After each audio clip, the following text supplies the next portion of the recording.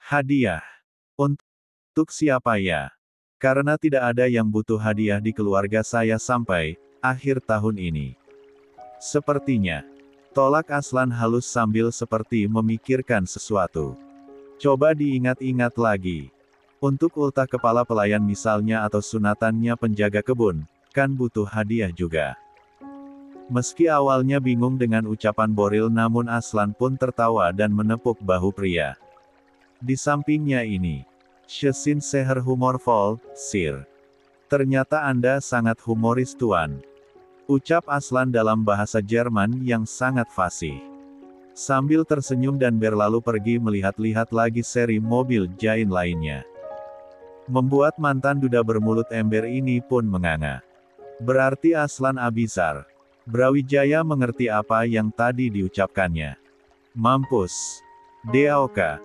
Ayasa tertawa dengan sangat kencang sampai menangis manakala suaminya bercerita tentang Boril yang kedapatan mengumpatnya namun sayangnya Aslan paham apa yang dikatakan Boril.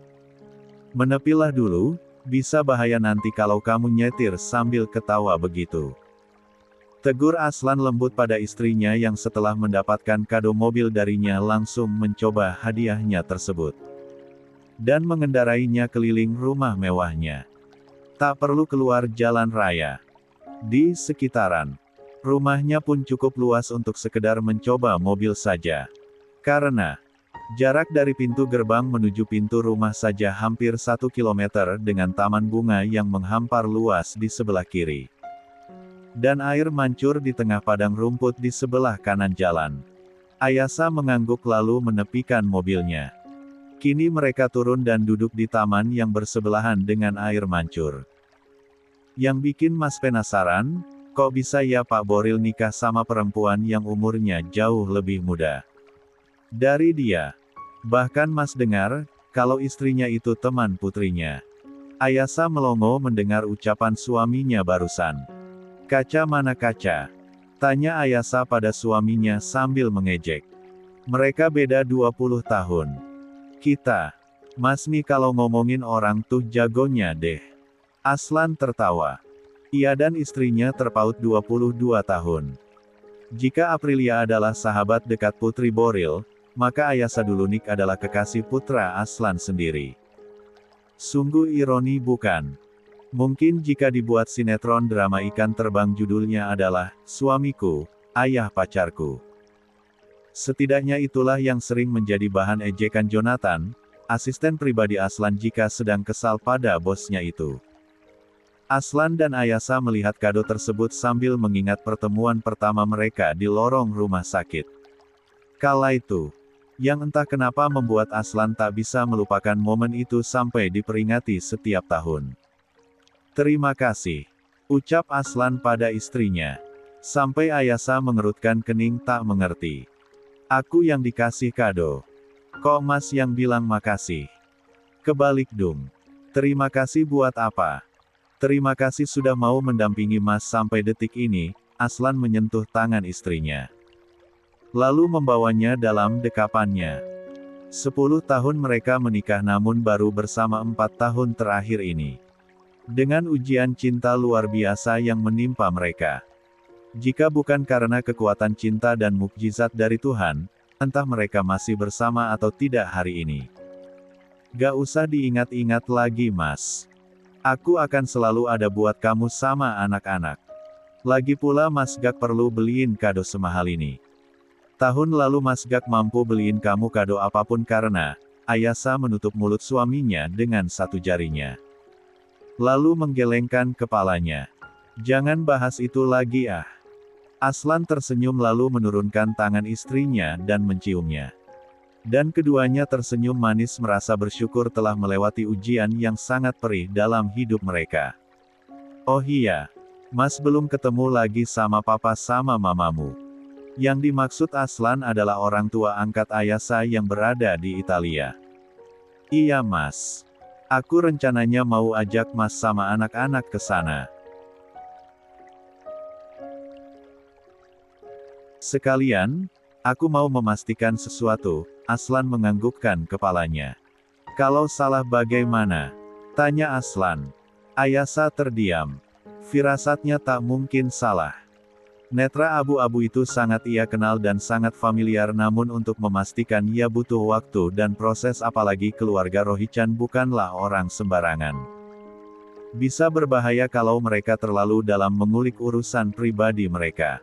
Terutama Aprilia Ayu. Boril baru akan pulang dari showroom. Dan ia baru akan naik mobilnya saat mendengar suara orang yang memanggilnya. Mas Boril. Naysila membayar taksinya. Ja tersenyum lalu menuju pria yang pernah menjadi kakak iparnya itu.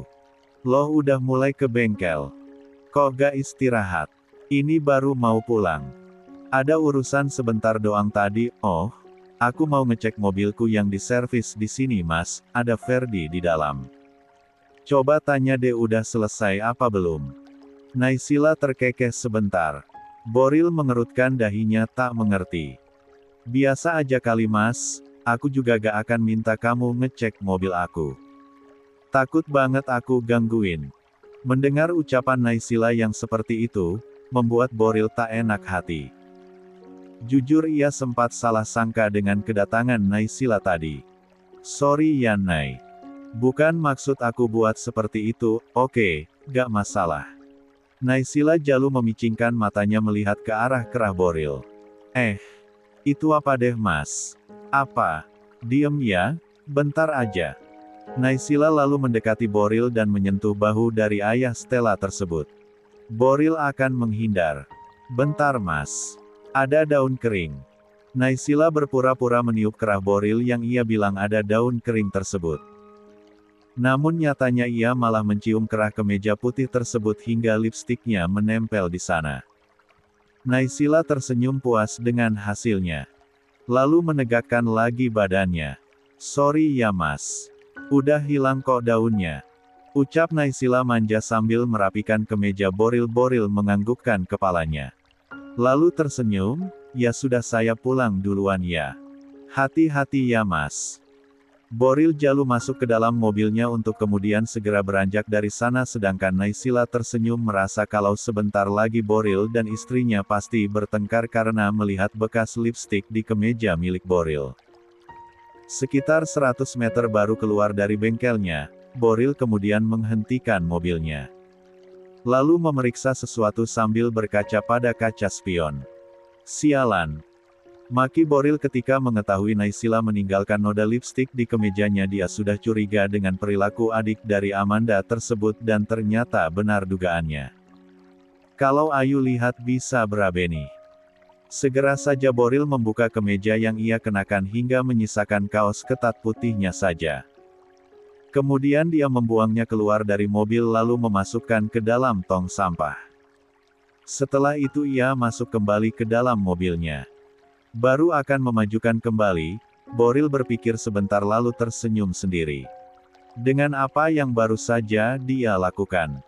Setakut itukah dia pada penilaian Aprilia? Untuk apa dia repot-repot membuang kemejanya? Andaikan Aprilia tahu tentang lipstik yang sengaja disebabkan oleh Naysila tadi. Bukankah meskipun Aprilia tahu, Boril tinggal menjelaskan saja kalau Naysila yang melakukannya. Tapi entah kenapa Boril sangat takut kalau Aprilia salah paham dan marah besar padanya. Apa yang terjadi padanya? Kenapa ia merasa kalau ia menyakiti Aprilia sedikit saja, ia bisa kehilangan istrinya itu?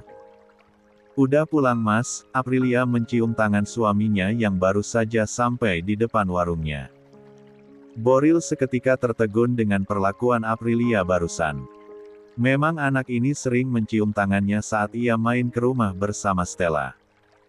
Bahkan Stella sendiri ikut-ikutan mencium tangan Boril karena Aprilia yang mengajarinya.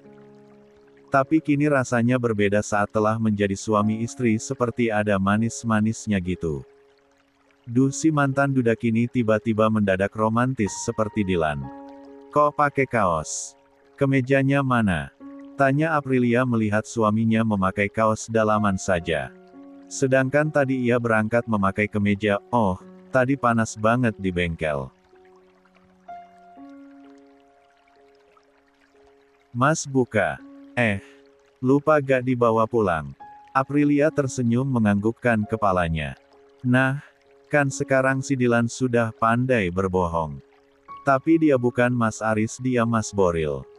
Dan Mas Boril ini sengaja berbohong agar ranjangnya tetap hangat malam nanti. Ngomong-ngomong, tadi siang ranjang baru berukuran king size sudah sampai ke rumah Aprilia.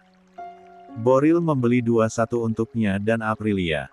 Dan satu lagi untuk mertuanya. Yang langsung menelepon Boril saat di bengkel tadi dan mengucapkan terima kasih atas hadiahnya. Rasanya Boril sangat malu hanya bisa membelikan mertuanya kasur saja, tapi mereka sudah sangat senang. Ingatkan Boril untuk memperbesar rumah mertuanya nanti. Ya udah masuk yuk. Mau ngopi atau mandi dulu? Mandi. Tapi temenin ya. Aprilia terkejut mendengarnya. Pipinya sampai merah, ia malu kalau sampai orang tuanya mendengar. Beruntunglah keduanya tak di sini. Boril terkekeh melihat istrinya. Keduanya pun berjalan masuk beriringan ke dalam rumah.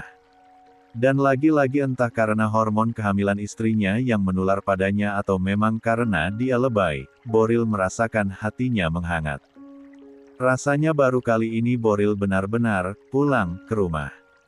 Setelah lelah seharian bekerja, lalu ketika sampai ke rumah sudah ada istri yang cantik yang menyambutnya lalu menyiapkan keperluannya. Boril bersyukur momen romantis ini berjalan mulus tanpa ada gangguan. Sore ini warung sepi dan akan ramai kembali menjelang maghrib nanti. Setidaknya Boril tidak sakit mata kali ini dengan melihat barisan fans-fans istrinya yang kerap kali datang ke warung. Liatin apa? Bapak ibu lagi di belakang. Barisan fans kamu. Tumben gak ada sebatang pun. Fans apa? Emangnya aku artis? Ucap Aprilia manja sambil menggamit lengan suaminya. Harum tubuh Boril tiba-tiba saja menjadi favoritnya hingga ia betah berlama-lama di dekat Boril. Bukan artis. Tapi kepopuleran kamu tuh melebihi artis, tahu gak? Sampai kesel mas lihat mereka godain kamu. Suka tuh mereka sama kamu. Bukannya tersinggung, Aprilia malah tertawa mendengarnya. Biarin aja mereka suka sama aku. Kan yang bisa miliki aku cuma mas. Gombal. Ucap Boril yang membuat keduanya tertawa. Lalu masuk ke dalam kamar.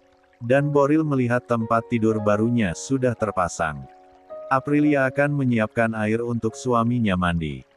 Namun Boril malah menggamit perut istrinya lembut dan berbisik di kupingnya. Cobain kasur baru yuk. Aprilia mengerjapkan matanya terkejut lagi dengan ucapan Boril. Ia mendorong tubuh suaminya. Gak mau ah. Bentar lagi banyak pembeli. Ceka sebentar aja. Rayu Boril sambil memeluk istrinya. Mas nih. Kalau pengen gak kenal waktu. I've said it before.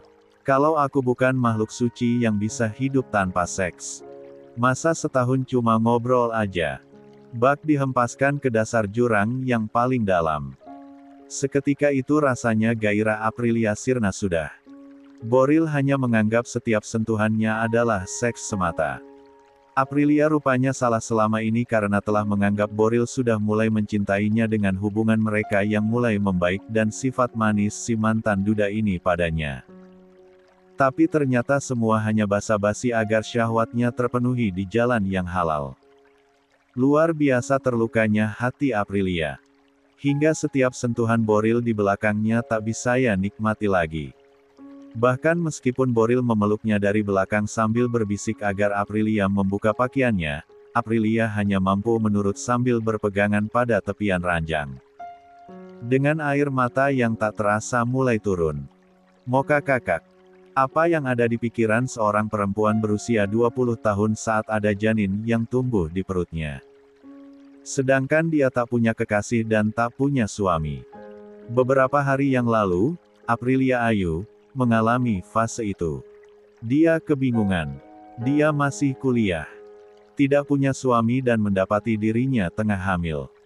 Satu kata yang terlintas dalam benak Aprilia pada saat itu adalah meminta pertanggungjawaban kepada orang yang telah menghamilinya, yaitu ayah dari Stella yang biasa dia panggil Om Boril.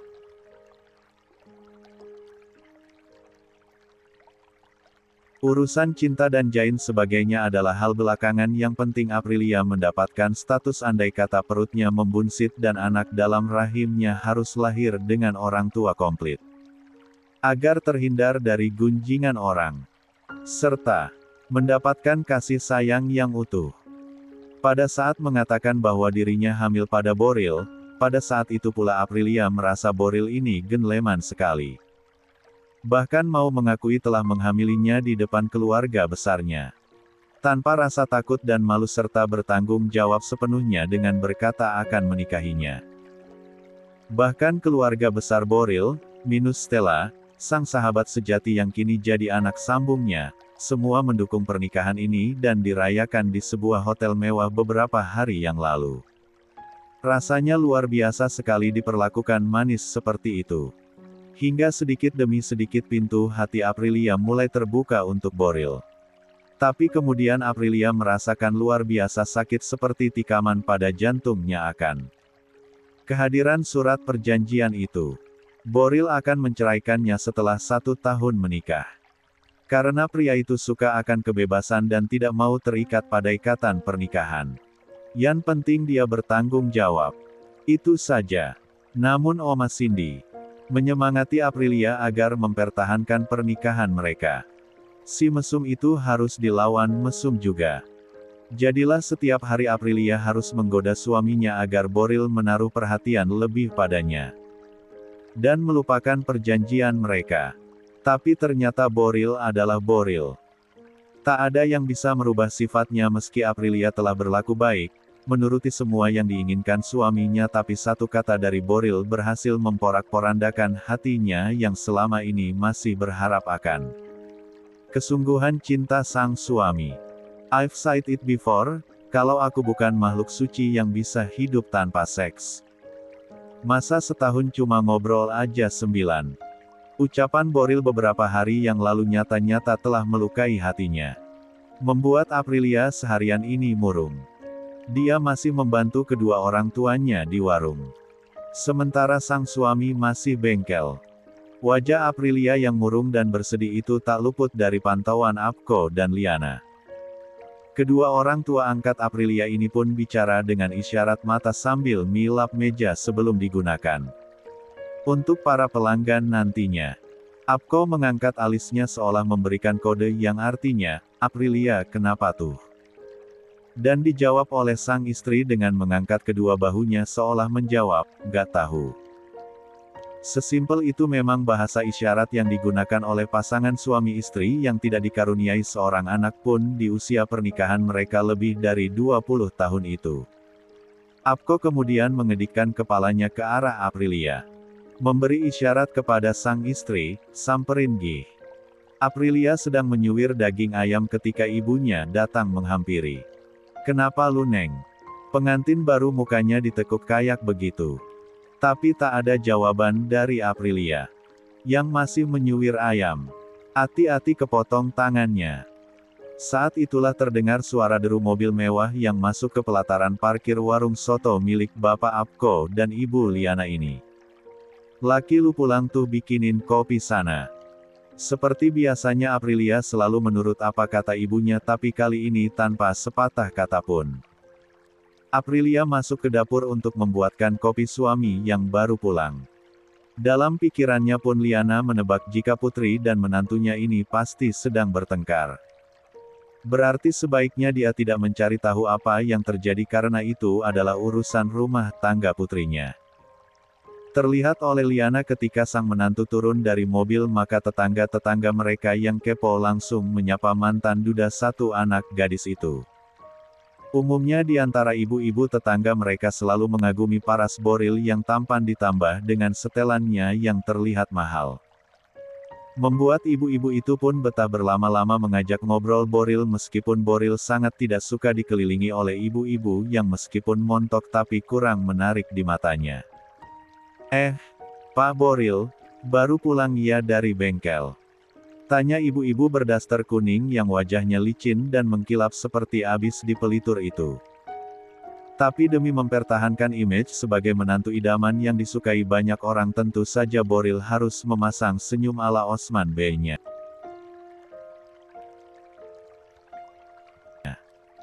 Iya Bu, mari. Ucap Boril sambil berlalu pergi meninggalkan ibu-ibu yang sedari tadi terus menatapnya lapar itu. Bahkan di antara mereka ada yang terang-terangan mengedipkan matanya. Tidak ingat umurkah mereka? Dan apakah mereka tidak punya suami sampai-sampai harus menggoda suami orang?